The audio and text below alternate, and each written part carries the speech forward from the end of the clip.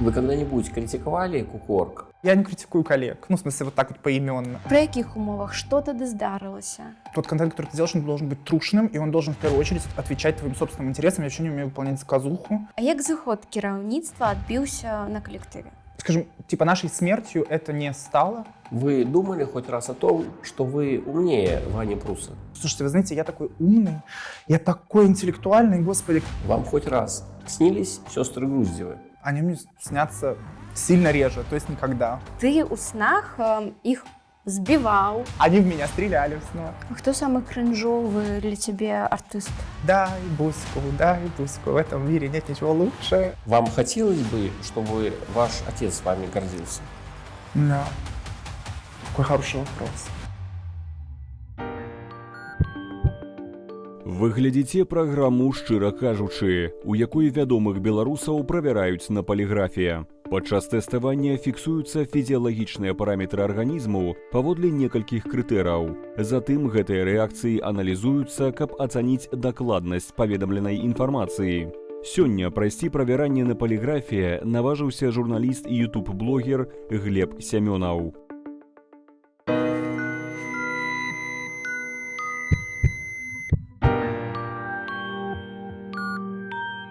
Глеб, вітаю. Дзякуй вялікі, што ты сёння до нас прыйшоў. Спасибо, Арина, что пригласила в это чудесное развлекательное шоу, построенное в лучших традициях допросов у КГБ. Спадабалася? Ну, это было такое мазохистское удовольствие, я бы сказал. У меня ўжо ёсць адказы на ўсе пытанні, і мы іх з табой можам абмеркаваць. Давай, так и поступим. Вы когда-нибудь критиковали Кукуорг? Да. Наш паліграф лічыць, што ты адказаў нам шчыра. Наконт чаго была гэтая крытыка? Наконт кіраўніцтва, мабыць, наконт працы журналістаў?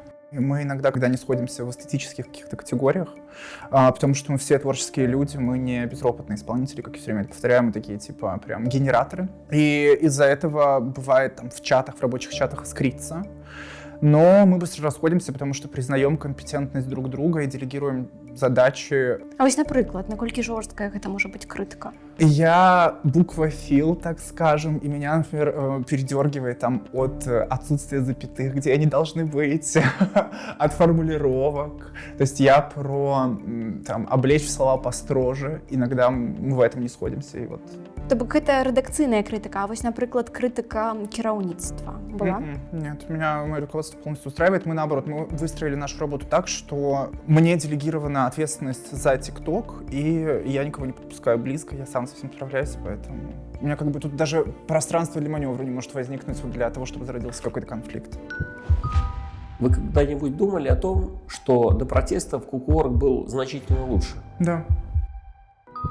І наш паліграф лічыць, што ты адказаў нам шчыра. Менавіта што было лепш? Мы стали отрезаны от земли, как и все остальные медиа. Собственно, это, конечно же, влияет на качество контента. Более того, мы признаны экстремистским формированием. И взаимодействие с нами и для авторов, и для читателей такая как бы скользкая история. И это, конечно, приводит к тому, что ты скорее регрессируешь и пытаешься сохранить как бы наработанный капитал. А приумножить его и создать что-то новое, это уже такая задача как бы высшего порядка, не всегда получается.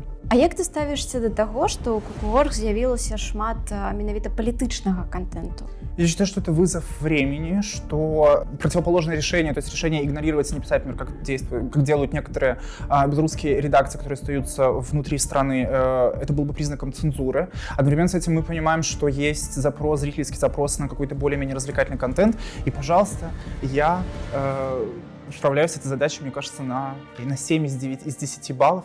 Я веду шоу «Обсуждаем», оно развлекательное. Я веду ТикТок «Куку», он тоже развлекательный. Там иногда проскальзывает политика, но она не болючая. Она не вызывает этот внутренний такой неприятный душевный скрежет. Поэтому, пожалуйста, вы можете наблюдать продукты «Куку» на других платформах, и они менее политизированные.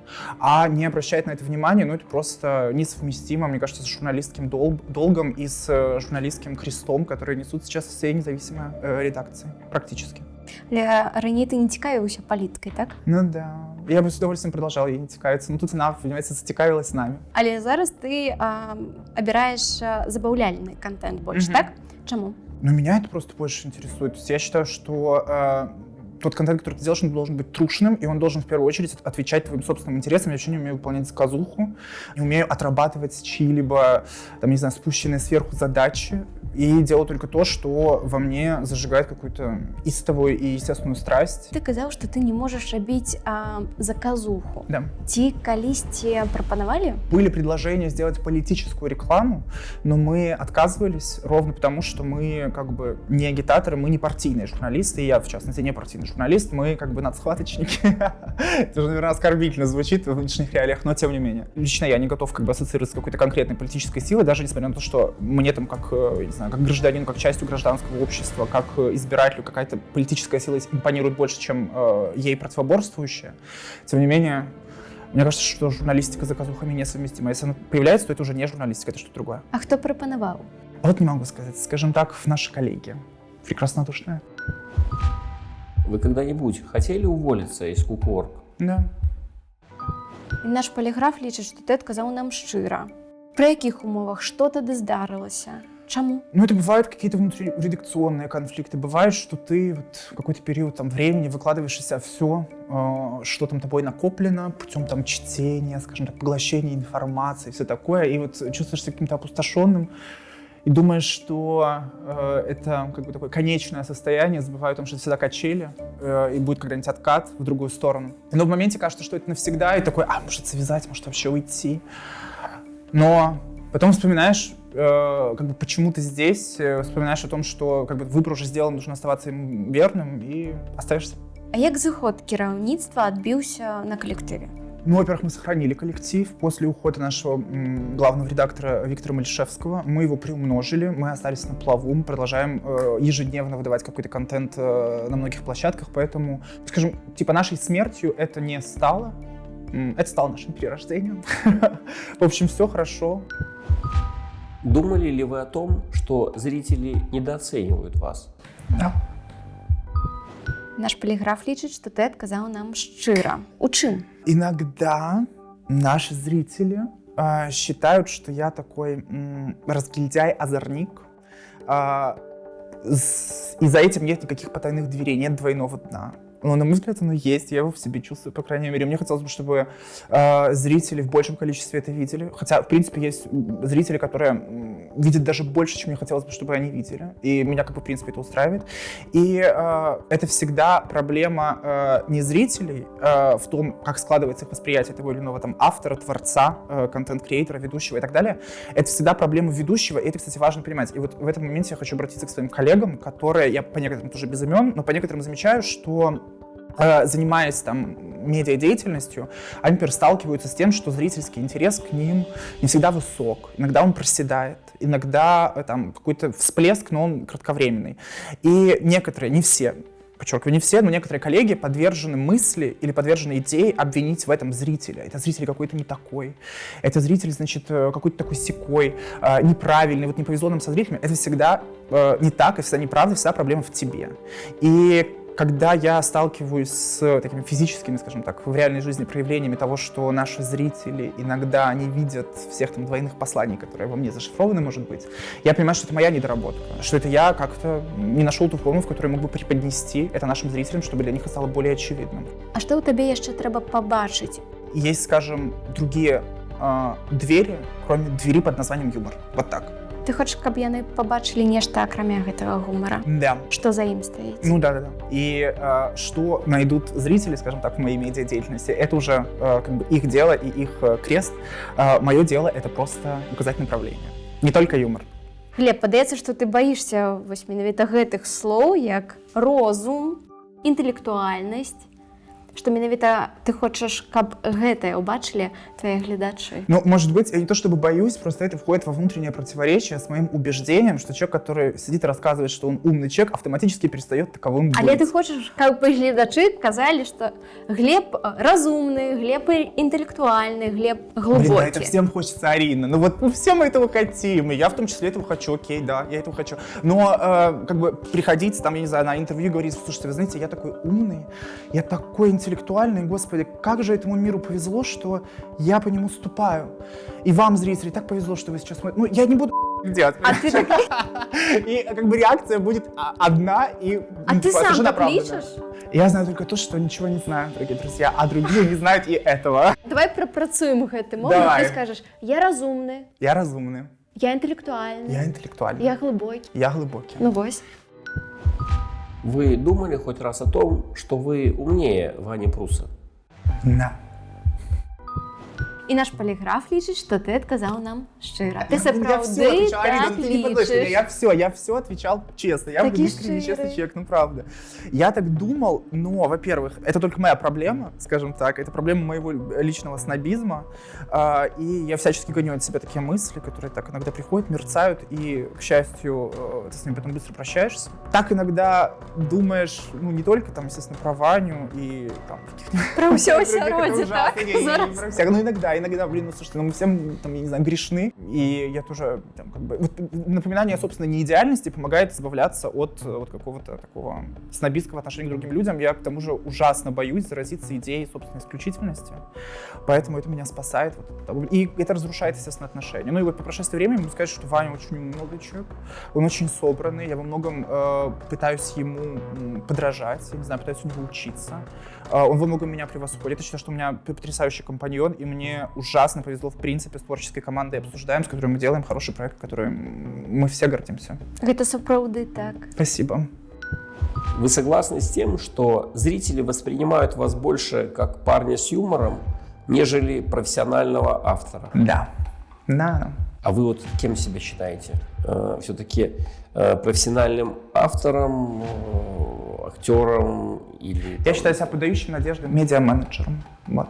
Ну и это тоже, это, знаете, это обратная сторона медали. Если ты занимаешься панчами, мемами, шутеечками и все остальное, ты всегда неизбежно значительной частью людей будешь восприниматься как клоун, наверное, несмотря на то, что для меня юмор, которого в моем творчестве действительно много, это чистая математика.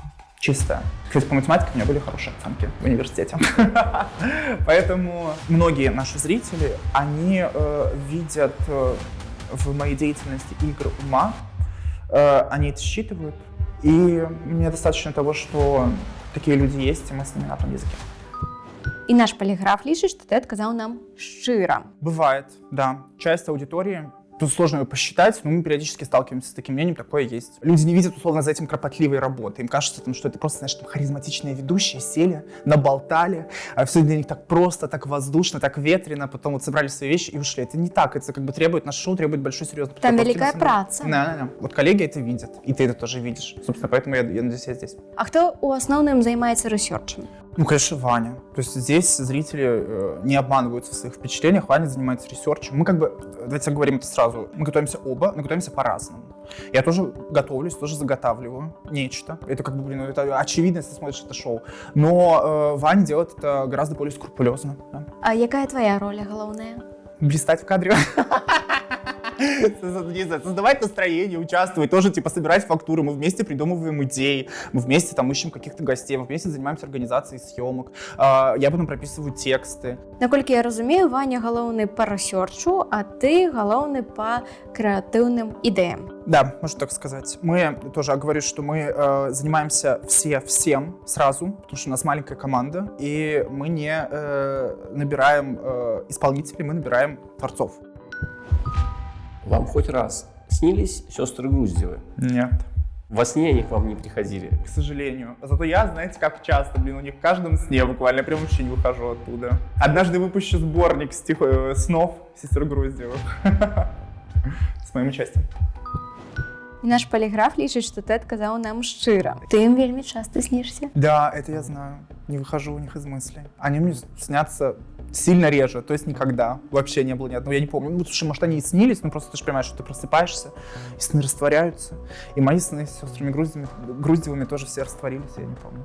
А як часто ти з ними контактуєш? Як так увогуле відбулося, що ти з ними ведеш і переписки, і цитуєш їх, і ти снишся їм? Ти у снах їх збивав. Они в меня стреляли в снах. Вони подобаються тобі? Слушайте, мне нравится их непосредственность, мне нравится их естественность, мне нравится их непредсказуемость. Я люблю странных людей. Они, очевидно, странные люди, и ровно этим меня как бы привлекают. Еще я просто убедился тоже в этом, удостоверился, что я каким-то специальным образом чувствую. Вот. И, наверное, это нас объединяет. Ты б хотел з ими поразмаўляць уживую? Безумно! Мне кажется, что мы скучаем друг по другу, что мы, мучаемся и маемся от того, что нас разделяют километры. Мы бы 100% с ними подружились. Вось калі б вы былі сапраўды знаёмымі, як ты уяўляеш ваши адносіны? Мы бы вместе ходили на кинки-вечеринки, я думаю. И все, это было бы нашим основным развлечением. Да, послушайте, мы нашли бы о чем с ними поболтать, кого обсудить. Может, мы песню какую-нибудь вместе записали, может быть, мы клип какой-нибудь интересный бы сняли. Вам хоть раз снился Лукашенко? Нет. І наш поліграф лічыць, што ты адказаў нам шчыра. А якое твоё стаўленне да Лукашэнкі? Исключительно позитивно. Это тот человек, за которого я голосовал в 2004 году. Это президент моей страны. Он... каких ответов от меня ждете? Ну, честно. Я не люблю утопать в разговорах о Лукашенко, потому что мой мир ограничивается другими вещами и наполнен другими вещами, а не вот этим. Я считаю, что это вообще, в принципе, недостойное обсуждение. Ну, о чем здесь вообще говорить? Короче, это максимально неинтересный для меня персонаж. Мне кажется, наоборот, мы все, и независимые медиа, в частности, попали в такую ловушку Лукашенко, потому что открываешь, например, там, я не знаю, ленту новостей Белта, там один он. Открываешь ленту Ютуба каких-нибудь оппозиционных там белорусских каналов, там тоже он. Как бы со знаком минус, но тоже он. И получается, что он везде. Вы хотели бы взять интервью у Солодухи? Да. І наш поліграф лічыць, што ты адказаў нам шчыра.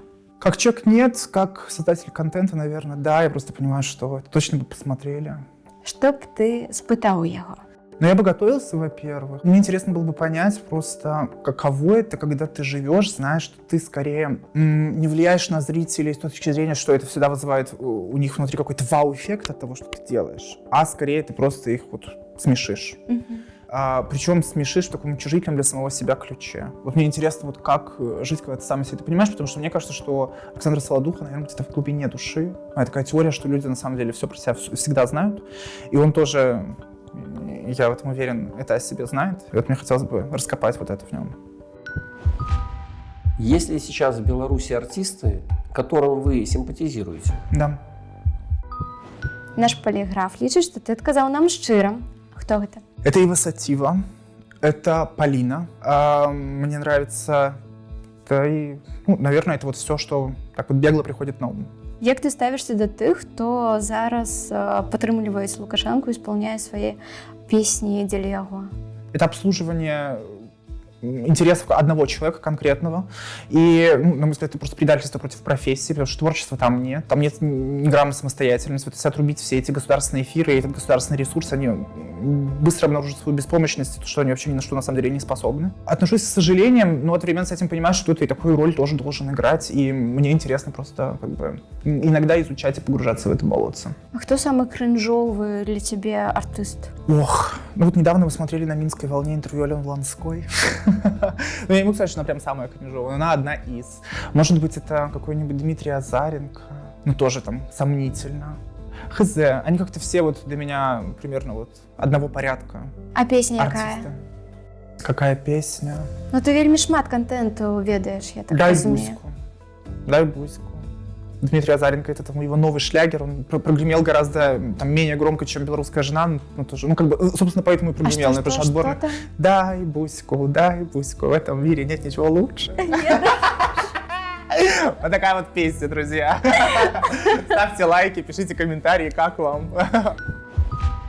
Есть ли белорусские артисты, которые находятся за пределами Беларуси и которых вы считаете талантливыми? Да. І наш поліграф лічыць, што ты адказаў нам шчыра. Конечно, это «Молчат дома», это «Нюрнберг» группа, это группа «Разбитое сердце пацана». Мне очень нравятся эти ребята. Вот есть Лиар, талантливая исполнительница, тоже среди моих знакомых, такая девушка, мне тоже нравится. А ці слухаеш ты Нави Бенд?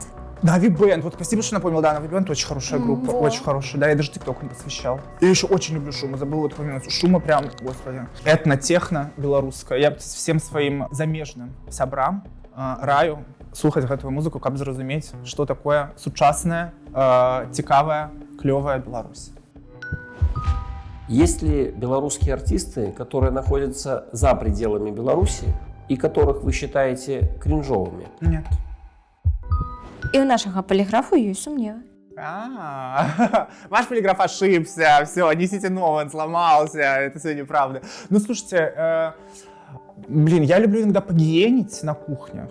Давай зараз. Нет, зараз я этого делать не буду, ну точно, потому что у меня есть как бы тоже моя ценность, которая заключается в том, что не знаю, втыкать шпильки в коллег, ну это просто некрасиво, малодушно и криводушно, потому что мы сейчас совсем не в тех обстоятельствах, мы сейчас, опять же, в режиме все выживания находимся, и все эти люди, которые, превозмогая все эти непреодолимые трудности, тем не менее, продолжают заниматься творчеством, которое никогда в жизни и вряд ли когда-то это изменится, не приносило достаточно много денег, а сейчас они еще отрезаны от всех своих, я не знаю, слушателей, сейчас они все еще криминализированы и так далее, все эти люди заслуживают уважения, а моя склонность погиенить — это что-то для очень такого узкого круга людей, что не должно становиться частью, скажем, моей публичной репрезентации, потому что это несет вред и может принести вред моим коллегам, а я желаю им только процветания. Як ти ставишся до хейту у твой бок? Ну, во-первых, его не так, чтобы много этого хейта, а во-вторых, я просто все время напоминаю себе о том, что как бы, счастливые люди так не поступают, и что, во-первых, это тоже люди в первую очередь, люди со своими страстями, со своими проблемами, со своими, видимо, какими-то ментальными траблами, они почему-то считают меня удобной мишелью для того, чтобы на мне это все отыграть, таким полигоном для испытаний. Я стараюсь к этому относиться философски и не пропускать это через себя, не пропускать это слишком близко, особенно когда это люди, с чьим мнением, по большому счету, ты не считаешься, потому что это какие-то там анонимные комментаторы в ТикТоке. Даже непонятно, с какой стороны они пишут. Думали ли вы о том, что добились намного большего, чем многие ваши сверстники и зречицы? Да. Да? А нашому поліграфу ти адказаў так, і наш поліграф лічыць, што ты адказаў нам шчыра. Иногда я думаю, но это неприятные мысли. Это неприятное с той точки зрения, что я просто как бы иду в этих рассуждениях дальше и понимаю, что у людей, каких-то конкретных людей, которые рисуют перед глазами, вот из речицы не получилось всего этого из-за естественных и в том числе политических ограничений. Хотя у них могло бы все получиться. И это для меня всегда баллада об упущенных возможностях вот тех людей, которые там продолжают жить, например. Которых я лично знал и которые где-то в какой-то момент сдрейфили, в какой-то момент они столкнулись с непреодолимыми ограничениями. И меня эти мысли тяготят. Поэтому я вообще стараюсь не думать о себе в категориях того, там, кого я превзошел или не превзошел. Стараюсь просто думать о том, получается ли у меня сегодня делать то, что я делаю, лучше, чем это было вчера, и все. Ці цяжка было выбрацца з рэчыцы? Ты казаў, што гэта самае цяжкае. Ну да. Я думаю, что, наверное, в тот момент это было так. Угу. Ну, большой город тебя редко когда ждет, особенно если ты там, знаешь, из пригорода. И субурбии. Редко такой Минск, типа, господи, нам не хватало вот именно тебя, а потом Варшава, и тебя нам... Вот как мы вообще без тебя жили, понимаешь, за это время? Ну нет, это всегда непросто, конечно. Вот минчанам не понять, вот ты из Минска? Так. Вот тебе не понять вот этого, а вот этим мы отличаемся, понимаешь? Мы жизнь прохавали. Ці можам мы зараз сказаць, што твоя мара, яна... Здейснилась. Так. Ну, одна из, просто одна мечта исполняется, другая появляется, как бы... Наверное, это мечта, да, в какой-то момент. Сейчас мне страшно хотелось зацепиться в Минске. Мне Минск все время нравился, мне хотелось его изучить. Не до конца получилось, потому что как бы пришлось уехать. Но вообще Минск я любил настолько, насколько мог его любить житель этого города там с сколько? 5-летним, наверное, стажем. А ты сумуешь по рэчыцы? Очень. Вот именно за границей становишься вот таким вот прям... Хочется вернуться. Ура-патриотом своей малой родины, да. Ты думаешь, блин, как же там все было. Ты в смысле, хотел... без проблем, естественно. А ты бы смог вернуться и там жить? А вот не знаю, это надо попробовать. Я вспоминаю по своим друзьям и знакомым тоже, которые жили в Речице и которые уехали учиться не в белорусский университет, а в польский, например, университет. Я помню, как они возвращались из Польши в Речицу, то же самое, что хватало их буквально на неделю, а потом они обратно уезжали. Но они, тем не менее, навещали ее и делали это систематически. Получилось либо у меня так, большой вопрос. Я думаю, что навещать... Я, в принципе, когда я в Минске жил, уже работал в КУКУ, мне нравилось приезжать там прям забегами на месяца полтора где-нибудь, а потом обратно. Вот жить на несколько городов и на несколько стран, мне кажется, это довольно привлекательная история. А ў чым былі складанасці жыцця ў рэчыцы? сложности в том, что это как минимум маленький город, и что даже вот по распределению там какого-то республиканского бюджета, то есть в регионы эти деньги направляются в последнюю очередь, это отражается, естественно, и на инфраструктуре, и на развлечениях, и молодежи там, правда, не очень много занятий, по крайней мере, по моим воспоминаниям. Как там сейчас, я не знаю, вот мои друзья рассказывают, что там кофейни открываются, там, может, какие-то другие увеселительные заведения, я этого уже не знаю, но, блин, это проблема, как у любого другого региона. Это отсутствие какой-то, ну, почти полное отсутствие развлекательной такой вот сферы для молодых людей. Это проблемы с инфраструктурой. Проблемы, наверное, может быть, с отсутствием тоже работы отчасти, хотя я думаю, что в Речице эта проблема стоит не так остро, потому что у нас есть нефть. Але гэта праблемы рэгіёну. А якія твои асабістыя праблемы? Моя асабістая праблема у тым, паважаныя сябры, что белорусские медиа заўсёды так хотят узнать, что у тебя были за проблемы в этих регионах, как будто бы они намекают на что-то конкретное. А вот не дождётесь, все было у меня хорошо в Речице. Але ты раней казаў наконт складанасці ў адносінах паміж Да, людзьмі. и все, что я хотел сказать по этой теме, я уже сказал в предыдущих интервью. Я не хотел бы заниматься самоповторами. Единственное, что могу сказать, что это было давно. И все эти истории для меня закончены. Я взрослый человек, который отпустил все эти истории и не любит оглядываться назад и бередить старые раны, скажем так. Поэтому какие-то проблемы, ну, блин, они есть, не знаю, у каждого первого, у каждого второго. Подростки в целом довольно агрессивные сущности. И, Вельми злые. да, таких людей, которые прошли там через школу, например, какую-нибудь, и не столкнулись никогда там с буллингом, со школьным, мне кажется, их единицы, если вообще такие существуют. А если, может быть, они и говорят о том, что с ними этого не было, они, наверное, лукавят. У меня были сложности, но, опять же, это все пройденный этап, и я не хочу в этом копаться. Вы гордитесь собой? Да. Угу. Вот. И вопрос личный, опять же, не знаю, ситуации. Вам хотелось бы, чтобы ваш отец вами гордился? Да. Да. Какой хороший вопрос. Наш поліграф лічыць, што ты адказаў нам шчыра. Ты сапраўды ганарышся сабой. Заставляю, потому что я вообще довольно критично к себе отношусь, вот. Но как бы иногда есть смысл там взять и присвоить себе какое-нибудь достижение. Прям легче дышится. А тебе тяжко признать гэта? Ну да, потому что не совсем понятно, где та грань, когда ты вот так вот осторожно и как бы разумно в каких-то пределах гордишься собой, и та грань, где ты уже начинаешь становиться каким-то горделивым человеком, таким зазнавшимся, заносчивым. Вот где эта грань? Непонятно. Вода всегда медленно подогревается, и потом, когда ты уже сходишь с ума, ты как бы не отдаешься в этом отчет, поэтому... Чаму ты гэтага боишься? Я не то чтобы боюсь, я просто стал чувствовать, что это отдаляет других людей. Это по-другому выстраивает между тобой и ними отношения. Ты уже одлетал? Ну, в том-то и дело, что нет. Но мне кажется, что вот как бы асяроддзе гэтаму спрыяе.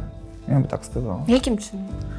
Ну, скажем, приписывают мне какие-то, может быть, те лавры, которыми я не обладаю пока еще, которые еще мне не покорились. Якими? Ну, тут там карьерные достижения, вот это же твои вопросы содержат. Так, а что, какие-то это такие не формулировки. Ну, я не знаю, мне кажется, что я еще только в начале пути. Ты боишься признать гэта? Да нет, я просто считаю, что это еще пока не достижение. Але ты боишься гонора нейкага, так? Ну да, мне не хочется. Не хочешь? Я, наоборот, смотри, я не отлетал, но я вот вижу вокруг себя... Людей, якія одлетали уже? Ну, даже не столько вокруг себя, может быть, там в интернете где-то за такими людьми наблюдаю, я всегда вижу, что они никогда этого в жизни о себе не поймут, но выглядит это всегда просто чудовищно непрезентабельно. Я не критикую коллег, ну, в смысле, вот так вот поименно. Ну, и это причем даже не столько там коллеги там, из каких-то там, демократических белорусских инициатив. Это могут быть какие-то там, не знаю, более отдаленные, скажем так, селебрити. Но отлетевшие люди, они всегда, блин, они горят в толпе, на них прицел наведен, то есть они видны без какой-то специальной линзы и оптики. И становиться таковым не хочется. Какие у тебя стосунки с твоими батьками? Очень теплые, доверительные. Мне ужасно повезло в семье. Ну, в смысле, в моей семье есть только мама, отца у меня нет, я безотцовщина. Но с мамой у меня очень теплые, очень любящие, очень дружеские отношения. Я только со временем понимаю, насколько бесценный это опыт. Але бацька у тебя есть, так? Ну, блин, я не из пробірки. Але ты з ім не падтрымліваеш сувязь? Нет, я не падтрымліваю з ім сувязі з дзяцінства. Ці хацеў бы ты, каб ён ганарыўся табой? Ну, мне хотелось бы, естественно, потому что чисто психологически как бы я человек, и для психологии любого человека важны как бы обе родительские фигуры. И даже несмотря на то, что одна из этих фигур как бы перманентно отсутствует, и мое последнее воспоминание об отце связано там с моим 4-летним возрастом, таким это воспоминание супер смутное, я даже там его лица в памяти восстановить не могу, память на хорошая, тем не менее это я помню. Даже несмотря на то, что его как бы в моей жизни не было, все равно какая-то такая призрачная фигура, чисто психологически, потому что, опять же, я человек, она присутствует, и хочется быть хорошим для родителей в целом, то есть для двоих человек. Для мамы я и так хороший, хочется, чтобы еще и для отца. Ты адказаў нашаму паліграфу так, і наш паліграф лічыць, што ты адказаў нам шчыра. О, Будзем спадзявацца, што ён убачыць гэта інтэрв'ю і скажа, што ганарыцца табой. супер, так и будет. Глеб, гэта былі ўсе пытанні. Дзякуй вялікія, што ты адказаў на іх. Дзякуй вялікія за твою шчырасць. Дзякуй вялікі, што запрасіла мяне прыняць удзел у гэтым цікавым шоу. Гэта быў вельмі прыемны для мяне досвед. Шчыры дзякуй за запрашэнне. У нас у гасцях быў журналіст, ютуб-блогер Глеб Сямёнаў. Гэта была праграма «Шчыра кажучы», я і вядоўца Арына Маліновская. Да сустрэчы. Наступны раз паліграф пройдзе журналіст і пісьменнік Александр Чарнуха,